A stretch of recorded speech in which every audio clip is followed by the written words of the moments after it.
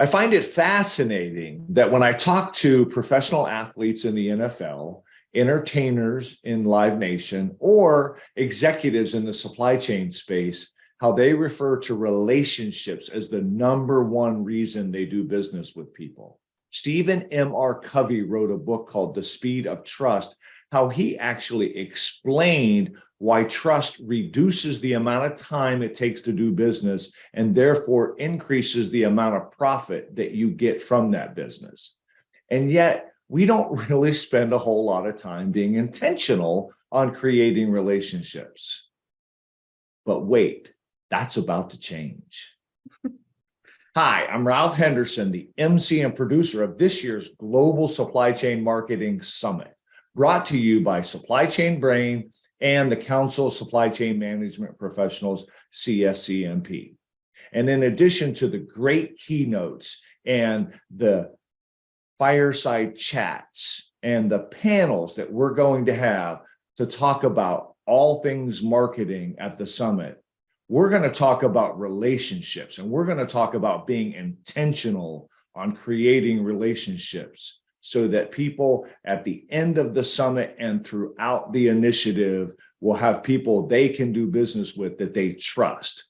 And to help us with that and to help us understand that, I've brought in Lisa Jones, a keynote speaker, an author, and a humorist who talks about why this is important and how you can do something about it intentionally. Lisa, share with the audience what you're talking about.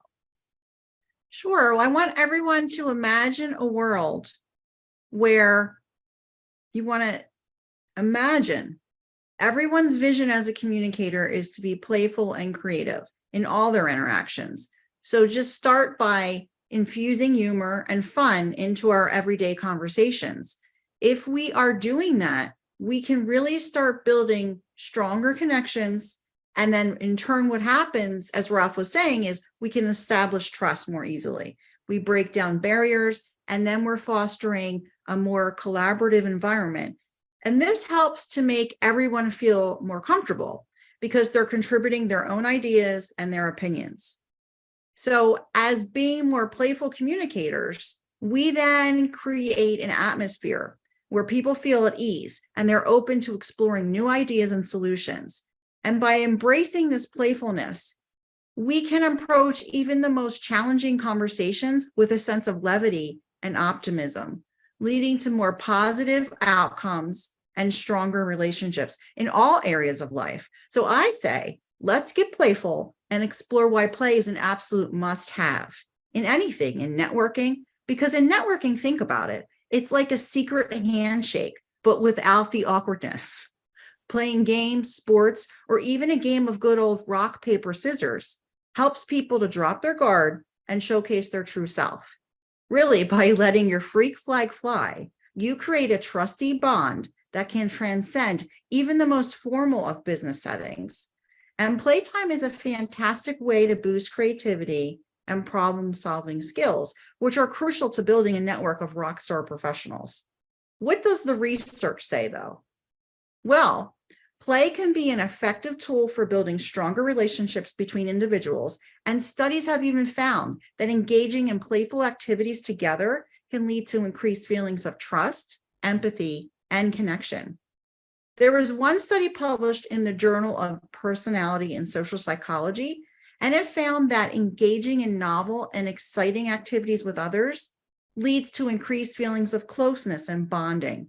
And the researchers found that these individuals who engaged in a novel, exciting activity, even with a stranger, reported feeling significantly closer to that person than the individuals engaged in a less exciting activity, or no activity at all.